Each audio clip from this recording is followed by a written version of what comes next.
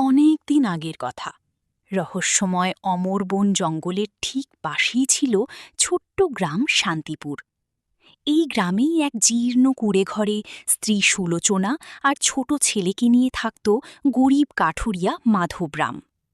হাড় ভাঙা খাটুনি দিয়ে কাঠ কেটেও তার অভাব মিটত না। অবস্থা এমন ছিল যে কখনো কখনো একবেলা আধপেটা খেয়েই রাত কাটাতে হতো। এক সন্ধ্যায় নিভে যাওয়া উনুন আর ক্ষুধার্ত সন্তানের মুখ দেখে সুলোচনা কাতর স্বরে বলল, ওঘো, ঘরে একদানা চালও নেই। কাল একটু বেশি করে কাঠ এনো, যদি 2 পয়সা বেশি পাওয়া যায়। মাধব একটা দীর্ঘশ্বাস ফেলে আকাশের দিকে তাকিয়ে মনে মনে বলল, হে ঈশ্বর, আমার ভাগ্যে কি শুধুই অভাব? পরদিন ভোরে মাধব কুড়াল হাতে জঙ্গলে ঢুকল। একটা বড় গাছ কাটতে গিয়ে হঠাৎ মাটির নিচে চাপা পড়া এক পাথরের মূর্তির দেখা পেল। মূর্তির মুখে এক অলৌকিক প্রশান্তি। মাধব ভাবল, একে বাড়ি নিয়ে যাওয়া বা বিক্রি করা ঠিক হবে না। সে যত্ন করে মূর্তির চারপাশের মাটি পরিষ্কার করে সরিয়ে রাখল। ঠিক তখনই গহীন বন থেকে এক গম্ভীর আওয়াজ ভেসে এলো। ভয় পেও না কাঠুরিয়া, ধৈর্য ধরো। সময় ধৈর্যশীলকে পুরস্কার দেয়। আজ থেকে তোমার পরীক্ষা শুরু হলো। মাধব চমকে উঠল, কিন্তু কাউকে দেখতে পেল না। কিছুটা ভয় আর বিস্ময় নিয়ে সে কাঠের বোঝা নিয়ে মহাজন হরিহরের কাছে গেল। কিন্তু ধূর্ত মহাজন তাকে 1 টাকাও দিল না, উল্টো ধমক দিয়ে তাড়িয়ে দিল। সেদিন খালি হাতে বাড়ি ফিরল মাধব। স্ত্রী আর সন্তানকে নিয়ে একবেলা না খেয়েই রাত কাটল তাদের। পেটে ক্ষুধা আর মনে হাজারো দুশ্চিন্তা থাকলেও মাধবের কানে তখনও সেই অলৌকিক কথাগুলো বাজছিল। তোমার পরীক্ষা শুরু হয়েছে। সে বুঝতে পারল না সামনের দিনগুলোতে তার জন্য আরও বড় কোনো রহস্য অপেক্ষা করছে।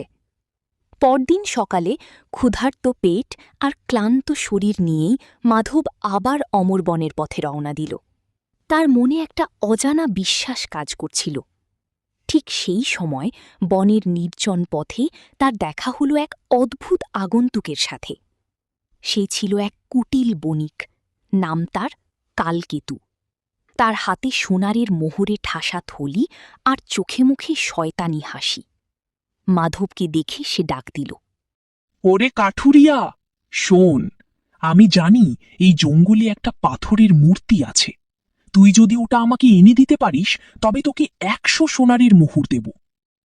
100 সোনারের মোহর! মাধবীর চোখের সামনে নিমিষেই ভেসে উঠল সুন্দর একটা বাড়ি আর ছেলের মুখে পেট ভরা খাবার। কিন্তু তখনই তার কানে বাজল সেই অলৌকিক বাণী। তোমার পরীক্ষা শুরু হয়েছে। মাধব শান্ত গলায় উত্তর দিল, মাফ করবেন বণিক সাহেব, ওই মূর্তি বনের সম্পদ। টাকার লোভে আমি নিজের সততা বিক্রি করতে পারবো না।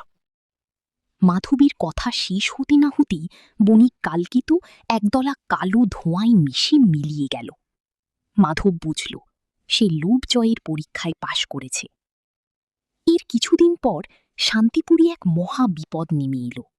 প্রবল ঝড় আর বন্যায় গ্রাম ভেসে যাওয়ার উপক্রম। সবাই যখন গ্রাম ছেড়ে পালাচ্ছে, স্ত্রী সুলোচনা ডুকরে কেঁদে উঠল, ওগো, আমরা কি এখানে মরে পড়ে থাকব? চলো আমরাও পালাই। মাধব পরম মমতায় স্ত্রীর হাত ধরে বলল, ধৈর্য ধরো সুলোচনা, যে বিপদে পালাই না, ঈশ্বর তার সহায় হন। সেই রাতেই অলৌকিকভাবে সেই মূর্তিটি আবার তাদের কুঁড়ে ঘরে আবির্ভূত হল।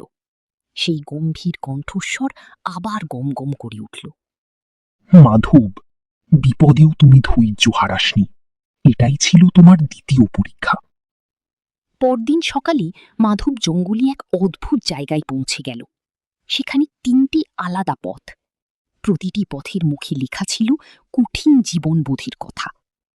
মাধব বেছে নিল দ্বিতীয় পথটি, যা ছিল কাঁটা আর কাদা ভরা। পা রক্তাক্ত হল, অন্ধকার তাকে ভয় দেখালো, কিন্তু সে থামল না। পথের শেষে সে দেখা পেল এক জ্যোতির্ময় মহাপুরুষের। তিনি মাধবকে আশীর্বাদ করে বললেন, হে সৎ মানুষ, তুমি সম্মান পেয়েও বিনয়ী আছো। তোমার ভিতর রাজার গুণ আছে, কিন্তু মনে রেখো, তোমার আসল পরীক্ষা এখনো বাকি। এ কথা বলে মহাপুরুষ অদৃশ্য হয়ে গেলেন। মাধব বুঝতে পারল তার জীবনের সবচেয়ে বড় লড়াইটা এখনও সামনে রয়ে গেছে। মহাপুরুষের সাথে দেখা হওয়ার পর মাধব যখন গ্রামে ফিরে এলো, দেখল শান্তিপুরের দৃশ্য পুরো বদলে গেছে। সেখানে এখন শান্তির বদলে শুধুই হাহাকার। সেই ধূর্ত বণিক কালকেতু আবার ফিরে এসেছে, কিন্তু এবার সে একা নয়, সাথে এনেছে একদল সশস্ত্র লোক। তারা গ্রামের মানুষের জমি দখল করছে আর গরিবদের উপর অত্যাচার চালাচ্ছে। গ্রামবাসীরা মাধবকে দেখে কান্নায় ভেঙে পড়ল। মাধব ভাই, আমাদের বাঁচাও। এই কালকে তো আমাদের ভিটে মাটি সব কেড়ে নিচ্ছে। তুমি ছাড়া আমাদের আর কেউ নেই। মাধব কোনো ভয় পেল না। সে শান্ত অথচ বজ্র কঠিন গলায় বলল, অন্যায়ের সামনে মাথা নত করলে পাপ হয়। ন্যায়ের জন্য যদি প্রাণ দিতে হয়, আমি তাতেও রাজি। সেদিন রাতেই মাধব অমরবনের সেই পুরনো জায়গায় গেল যেখানে সেই মূর্তিটি ছিল। সে হাঁটু গেড়ে বসে প্রার্থনা করল। হে দেব, আমি যদি সত্যের পথে থাকি, তবে এই অন্যায়ের হাত থেকে আমার গ্রামকে রক্ষা করুন। হঠাৎ আকাশ চিরে বিদ্যুৎ চমকে উঠল। বন বন করে বাতাস বইতে শুরু করল। ঠিক সেই মুহূর্তে মাটির নিচ থেকে সেই গম্ভীর কণ্ঠস্বর আবার গর্জে উঠল। মাধব, তুমি ন্যায়ের লড়াই পিছপা হওনি। আজ তোমার সমস্ত পরীক্ষার সমাপ্তি হল। বিশাল এক শব্দে মাটি ফেটে গেল। কালকেতু যেখানে দাঁড়িয়েছিল সেখানকার মাটি দুভাগ হয়ে তাকে গিলে নিল। মুহূর্তের মধ্যে সব শান্ত হয়ে গেল। অত্যাচারী কালকেতু চিরতরে হারিয়ে গেল অন্ধকারের গহ্বরে। পরদিন সকালে শান্তিপুরের আকাশে নতুন সূর্য উঠল। গ্রামবাসীরা ভালোবেসে মাধবরামকে তাদের নেতা ও রাজা ঘোষণা করল। কিন্তু রাজা হওয়ার পরও মাধব বিলাসবহুল প্রাসাদ বানাল না। সে নিজের পুরনো ভাঙা কুঁড়ে ঘরের জায়গায় একটি সুন্দর পাঠশালা আর চিকিৎসালয় তৈরি করল।